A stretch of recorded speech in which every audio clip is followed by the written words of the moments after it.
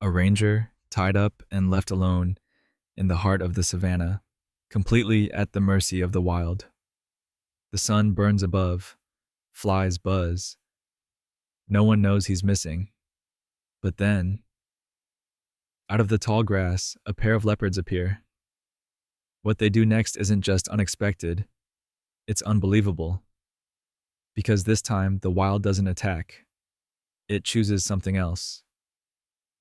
Before we begin, don't forget to subscribe to the channel, like this video, and turn on notifications. It helps us bring you more true stories that reveal the untold bonds between humans and animals. Ranger Daniel Mbeki had always trusted the land more than people. For over 6 years, he patrolled the western boundary of the Masasi Reserve, a vast, sun-baked wilderness where poachers tested the limits of law and nature responded with silence and fury. Daniel had learned the rhythms of the bush.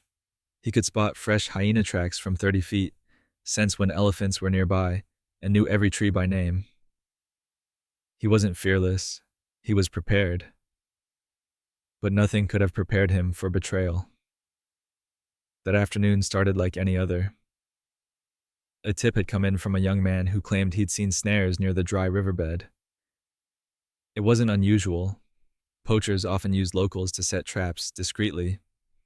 Daniel geared up, radioed his location, and went out alone. He liked working that way. Quiet, focused. The trail took him deeper than expected. The trees grew sparse. The sun hung lower. Then, as he reached the edge of a narrow clearing, something shifted. 2 men burst from the bush. Daniel reached for his radio, but it was too late. The first blow landed behind his ear. White-hot pain. He stumbled. The second man grabbed his arm and twisted it hard behind his back. They didn't speak, didn't even cover their faces. They knew he wouldn't be able to report them. They dragged him to a tree, shoved him against it, and looped thick nylon rope around his wrists, binding them tightly behind the trunk. One of them chuckled and muttered, "Let the animals find you." Then they vanished into the grass. Daniel was alone. The heat pressed against his chest. His wrists burned. The rope dug into his skin. He tried shifting his weight, but the position made it nearly impossible to breathe comfortably. The worst part, his radio had fallen during the struggle. He could see it, 6 feet away, lying in the dirt like a cruel joke. He shouted. Once, twice, nothing. Time passed. The shadows grew long, and then something stirred. Tall grass parted on the far side of the clearing. 2 shapes moved, low, smooth, and powerful. Leopards. Daniel's heart pounded. He froze, barely breathing. The adult female led, her movements silent and graceful. Behind her, a younger male followed, curious but cautious. They saw him. They stopped. Daniel stared back, helpless. No weapon, no escape. Just a man tied to a tree. And 2 apex predators. But instead of attacking, the mother sat. Not in a hunting crouch, not tense, just calm.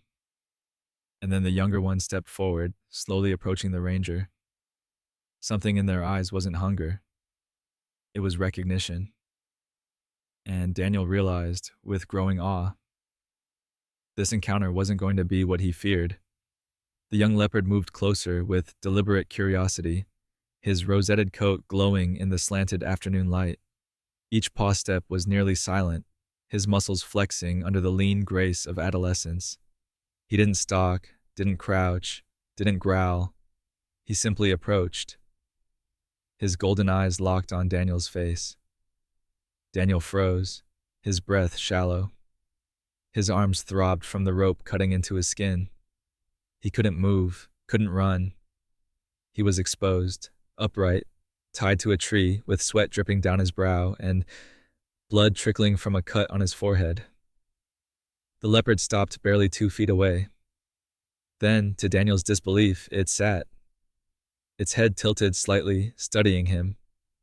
It sniffed the air with slow, deliberate inhales. Its ears flicked, alert but unafraid. Behind him, the mother remained still, a silent sentinel in the grass, watching every movement but not intervening. Daniel's heart pounded against his ribs. Any sudden noise, any flash of panic could trigger instinct. But something in the cub's posture felt different. It wasn't aggression, it was interest, recognition, as if he were trying to understand what this helpless creature in front of him actually was. Then slowly, the cub rose again and took another step, and another. He was now close enough that Daniel could feel his breath, warm, soft, animal. He flinched as the leopard lifted its nose to Daniel's chest, but nothing happened, no bite, no claw, just a slow, cautious sniff. And then the leopard licked his shirt. Once. Then again. Daniel's eyes widened. His body trembled. Not from fear anymore, but from awe. He had seen predators do many things. He had seen leopards rip through impala flesh, heard them growl low in the night. But this was tenderness. The mother stood now, not to attack, but to join. She approached cautiously, keeping a wide arc around Daniel before settling just a few feet behind her cub. She didn't touch him. She didn't make a sound. She simply lay down in the dirt, facing him directly, eyes locked with his. They stayed like that for hours. The light began to fade. The savannah grew colder. Insects started to sing in the brush. And still, they did not leave. Daniel, exhausted, leaned his head back against the tree. His body ached. His lips were dry. But he wasn't panicking anymore. He was watching them the same way they were watching him. In the quiet between man and beast, something ancient passed between them. A recognition of vulnerability, of peace, of unexpected trust. And deep inside, Daniel began to feel something strange. Hope. As darkness settled over the savannah, the temperature dropped fast. The heat of the day gave way to a cold wind that made Daniel shiver violently against the bark of the tree. His arms were numb from being tied behind him for hours. His neck ached. His lips were cracked. But his eyes stayed open, watching the two leopards that still hadn't left him. The mother was curled now just a few paces away, her body pressed into the warm soil. Her cub had stretched out beside her. But his head remained turned toward Daniel, eyes half-lidded, ears twitching at every sound. Hyenas howled in the distance. It was a sound Daniel knew well, restless, mocking, impatient. It usually meant death wasn't far from somewhere. He braced himself. He had no weapon, no torch, no way to free himself. He was an open target tied to a tree in the middle of Africa, surrounded by predators, and yet these two leopards had done the unthinkable. They had chosen to stay. A branch snapped in the darkness. The cub shot up. The mother rose slowly, ears pointed toward the noise. Daniel's pulse quickened. Through the shadows, a shape emerged, lanky, hunched, and unmistakably sinister. A lone hyena. Its eyes gleamed in the moonlight, teeth visible even at distance. It let out a low, throaty sound and crept toward the clearing, likely drawn by the scent of blood, sweat, and weakness. Daniel held his breath. The cub snarled. It wasn't a deep growl like an adult leopard would make. It was higher, shaky, but it was a warning. The mother stepped in front of her cub, body low, muscles tight. The hyena hesitated, then took a step forward. But that's when the mother lunged. It wasn't a long attack, just one aggressive leap forward, claws swiping the air, followed by a hiss so loud it echoed through the brush. The hyena yelped and fled. Gone in seconds. Daniel stared, stunned. She had defended her cub.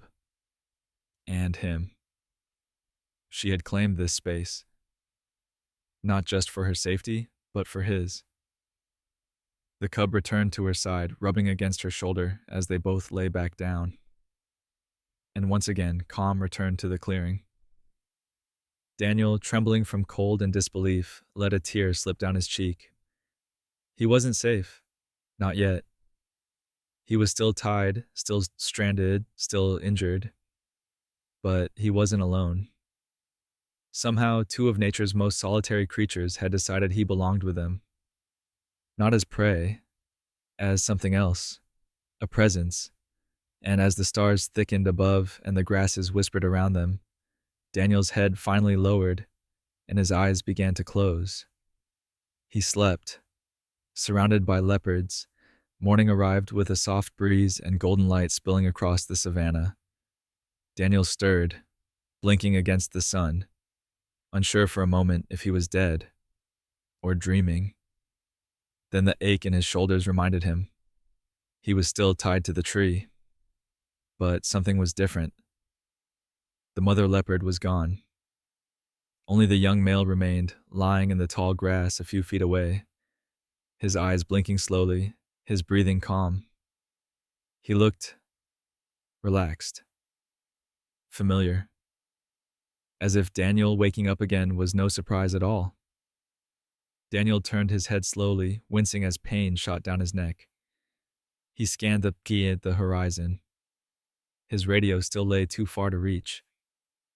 His wrists throbbed from the rope, but something else caught his eye. Tracks. Fresh human tracks. Footprints deep in the soil leading away from the tree and into the bush.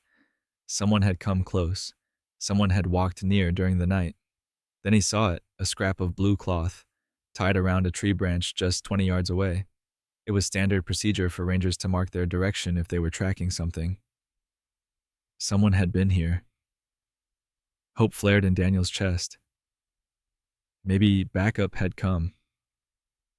Maybe they'd spotted signs, realized he hadn't returned. Maybe a noise behind him made him stiffen. He turned as best he could, expecting the mother leopard to return. But it wasn't her. It was a second ranger.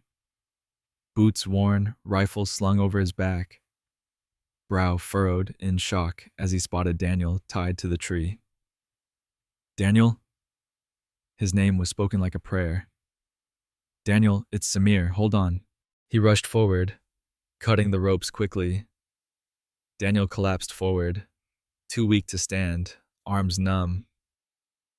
Relief hit him like a wave, sharp, overwhelming. Samir dropped to his knees, checking his pulse, inspecting the cuts on his wrists. Who did this to you? Daniel tried to speak, but his voice cracked from dehydration. He looked toward the cub still lying calmly in the grass. Samir followed his gaze. The young leopard blinked once at the men and got up, slowly, unthreatening. He turned, walked into the tall grass, and disappeared without a sound. You've got to be kidding me, Samir muttered. That cat was just sitting here? Daniel finally found his voice. He stayed all night, they both did. Samir stared at him, disbelieving. But Daniel didn't try to explain further. Because how could he?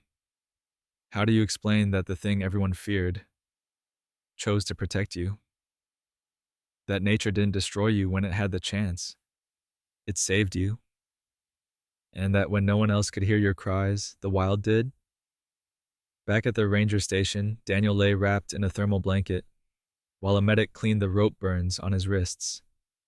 His body was battered, dehydrated, and bruised, but very much alive. The entire team was stunned. Most thought he had been attacked by poachers and left for dead, and they were half right. But no one expected what else he would say. There were leopards, Daniel whispered. One of the younger rangers chuckled. And they let you live? They didn't just let me live, Daniel said slowly.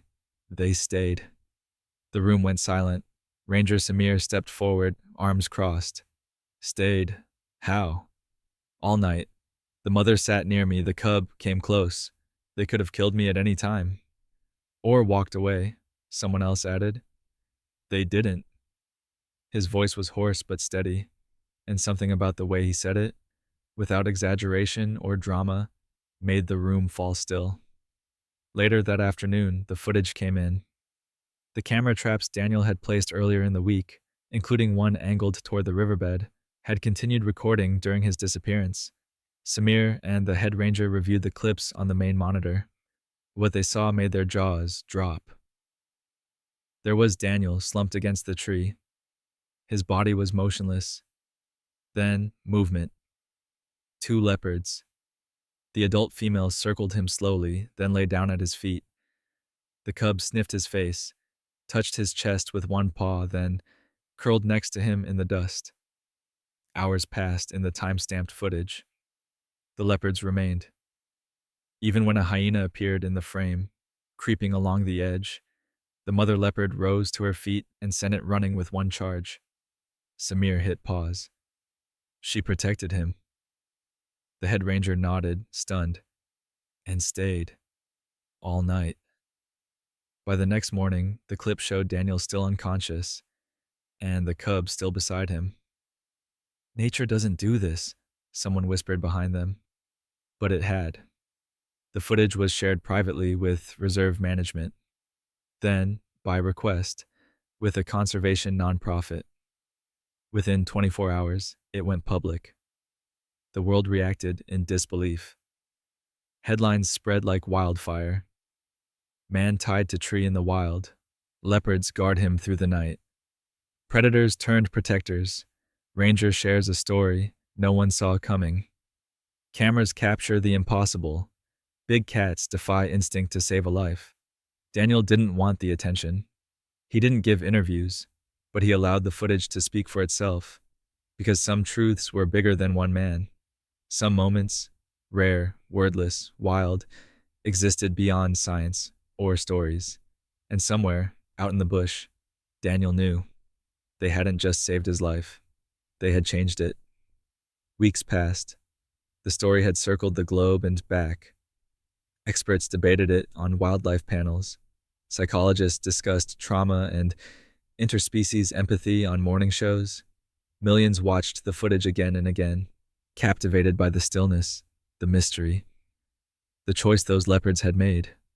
But for Daniel Mbeki, none of that noise mattered, because the only thing that stayed with him was the silence of that night, the hum of insects, the deep, slow breathing of a leopard beside him, the weight of his own helplessness, and the fact that in his most vulnerable moment, when nature should have turned its back, it had instead surrounded him with mercy.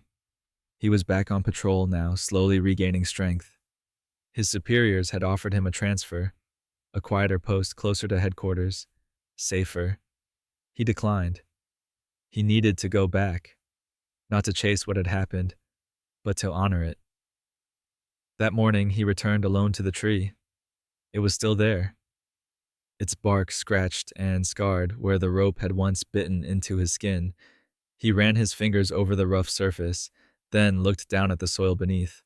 The clearing was quiet, but it didn't feel empty. He sat on the ground, legs crossed, and waited, not with expectation, not with fear, just presence. And in the stillness, something stirred. Not in the grass, in him. He closed his eyes. The memories flooded back, not just of pain, but of being seen. Not by another human, not by a rescuer, by the very beings he had been trained to fear.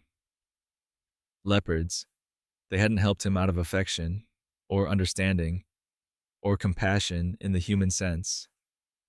But they had recognized something, that he posed no threat, that he was part of the silence, and they had stayed.